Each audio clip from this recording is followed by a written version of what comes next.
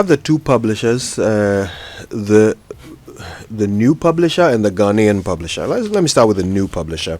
Banner headline: you can't rewrite audited report. This is the Auditor General cautioning myth. Now, also on the front page, Yao Sapong's Mamitiwa is dead, and I think we all remember Yao Sapong and Mamitiwa. How anything I will sing. Like that song. Inimo and I did an English remix of it once. All right. Also on the front page, Kamal Habib Hassan is holding an exhibition. I think he's an artist. Also on the front page this morning, youth beat up police and seize their weapons. Details are within the pages. Court stops Tangway from entering Pambros salt lands. This is a land dispute that has been unfolding somewhere in McCarthy Hill, and that's the latest on that. Okay, stop order that froze my 2013 properties. This is Hanan, who has run to court to ask them to stop an order that froze his property in 2013. Right, that's it from the new publisher. The Daily Graphic: government shifts focus to early numeracy. President cites basic education failures for the poor WASSCE results. It has a photo of the president, John Dramani Mahama. Prof. Okwe says... but could you hold on? Yeah. In all the reforms we have done post 1987, the focus has been on early numeracy. In fact, when we did what we call the 2004 reforms, we said the focus should be on numeracy, literacy, what at kindergarten, nursery level. So, I mean, what is that going to focus on? We need to do it better. We need to do it better. Yeah. So the understanding is that in this country called Ghana, we always say things we have to do and just don't do it. Well, I don't know. I mean, we've changed the curriculum at the basic level, haven't we? So are we saying that the change in curriculum has yielded no improvement? Or are we yet to see the results of those who went through the new curriculum at WASSCE level? Well, if you want to see the results, talk to industry. Talk to the people who use the human resources we are training. Ask them over the past 10 years or over the past 20 years, what has been the quality of human resources they receive to work with, right? Beyond the WASSCE BEC results, the actual measure of quality is the work output of these people we are training. So let's ask industry. Well, I suppose I mean, you're right, and I think almost everyone in this room has employed someone before. So I think we all have certain views about the quality of the Ghanaian worker. But I think the president is also making this comment in context of the WASSCE results. Yeah. So he is focused on the exams at the moment. So if you allow me to read what he said. The story says President John Mahama has linked the recent decline in candidates' performance in the WASSCE to what he describes as long-standing weaknesses in basic education, and announced a government priority shift towards early literacy and numeracy. He was speaking in Doha.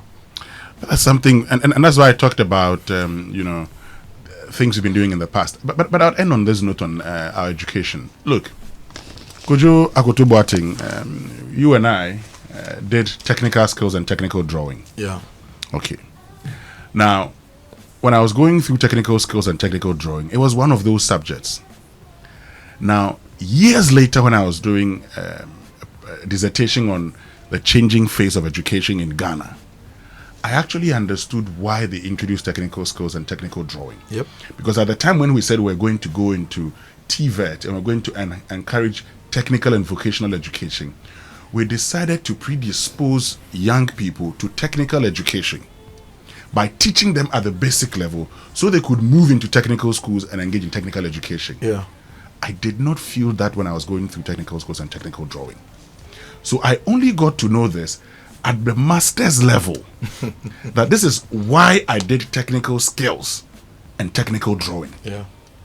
At the time I was doing it, it was just one of those things.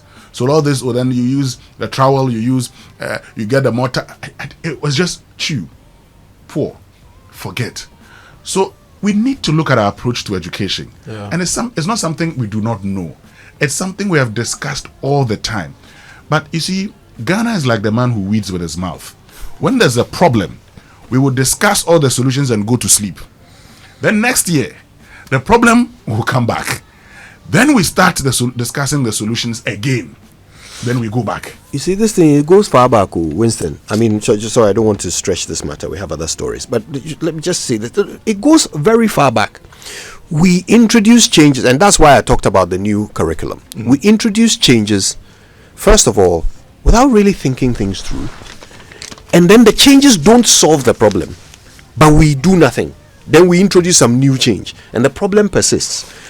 Who remember? Look, everyone in this room, apart from me, went through the either SSCE or WASSCE system, right? I mean, yes, SSCE or WASSCE system, right?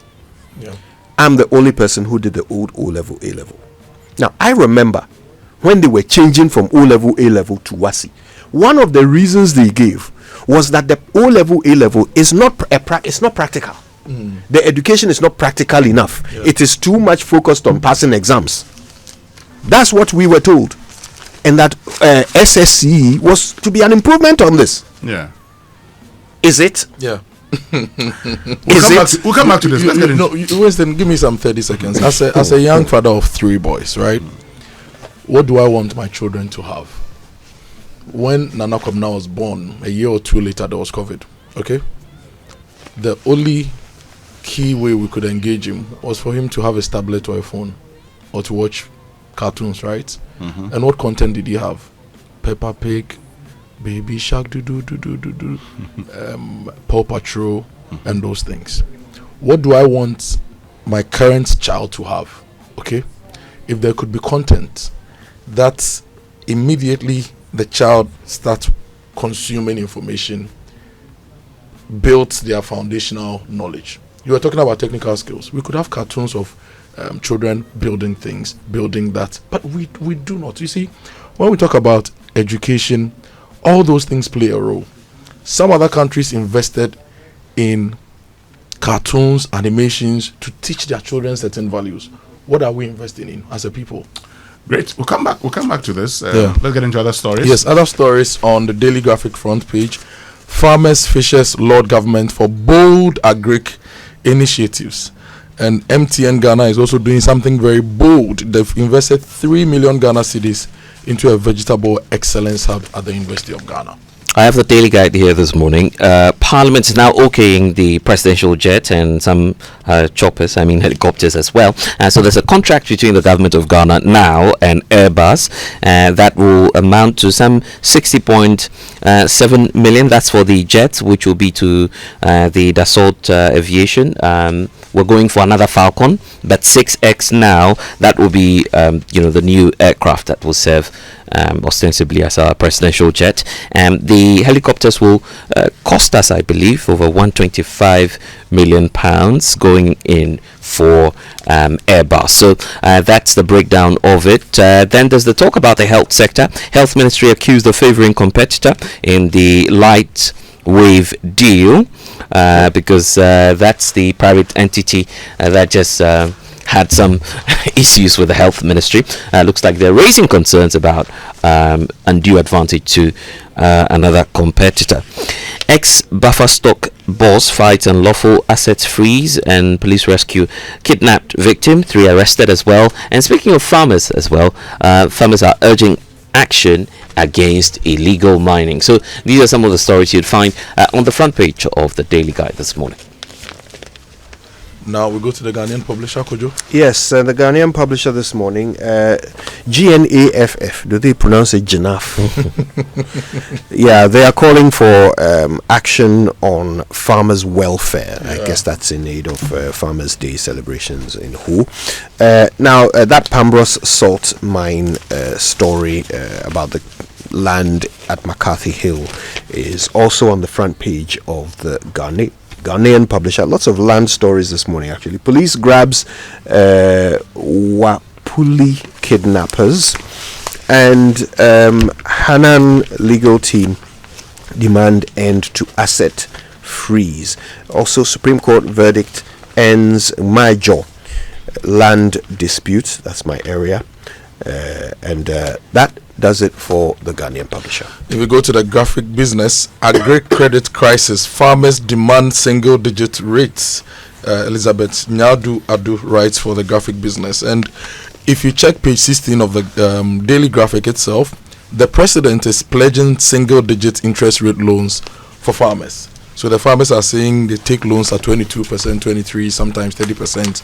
The president is pledging a single-digit interest rate for farmers. I'm sure Janaf will be happy with that. This is where I sometimes talk about all the institutions that we have, Maslog, NEIP, and all the institutions that give funds out. Yeah. And I say, GEA. If MasterCard Foundation comes into Ghana, yes, and they actually give money to banks, yes, to lend at 5%, to lend at 5-7% over a 7-year period. Yeah. What prevents the government of Ghana from giving funds to these banks to do same, starting with ADB? Okay. Why must we always create institutions of states to lend funds, and these institutions from their past would show us that they do nothing, they do little? I have said, I do not think, for instance, that if you want to encourage women entrepreneurs and development of these entrepreneurs, you need to establish a bank. No, I wouldn't establish a bank. I would create a scheme within the banking system to support them. Don't the banks keep a certain percentage of their capital with a BOG? They do. They do. How much is that? And I need to cross-check that again, yeah. Can we say that the BOG should return 30 or 50% of that to the banks, and the banks should be made to lend that to farmers at 5% interest rate? Because that money they lodge with the BOG, they don't get any interest on it. So let the BOG give it back to the banks to do business with it and lend it to farmers at 5%. Okay. The Economy Times is speaking about 2026 and what's likely to happen. It appears that, speaking of the Bank of Ghana, they are planning for a more liquid economy next year. So that's what Dr. Johnson Siama is planning to do next year. There's also the talk about bureaucracy stifling businesses, jobs, and economic expansion as well. You want to find out details when you grab a copy of the Economy Times this morning. The News Center, National Best Farmer demands irrigation expansion. Opinion Abraham Kwekwedu say, the National Best Farmer receiving a dummy check from the president. There's a photo of that, 1.2 million Ghana cedis. And I agree with him. We are going to spend 30 billion or so on infrastructure, right? Roads, basically. Right? How much of that is going to go into, how much of our money as a state is going into capitalist expenditure for Agric, for irrigation? If you are building roads, taking 800 and something million from the World Bank to build roads to farms, okay, how developed are the farms to be as productive as possible to make the road investment make sense? So for me, if you invest a cedi in any infrastructure, that should go to farms. You should invest another cedi or two to develop the farms so that they are as productive as possible to make that infrastructure make sense. Let's go for the online news review. My Joe Online, NPP's 2024 laws, a wake-up call on governance and accountability. This is former President Kufuor, and today is his birthday. Happy birthday to you, Mr. President. And he also says that he never backed Alan Chemating against Akufo-Addo, and he's blaming key Akufo-Addo policies for NPP's 2024 budget defeat. These are stories from the interview he had with Dolores from Paul Manso. Now, off Anko and Sawam Road, Roads Ministry announces new diversion plan for asphalt works. There's also the Nigerian coup, the Benin coup attempt, and updates on my Joe Online. You can check all those stories out.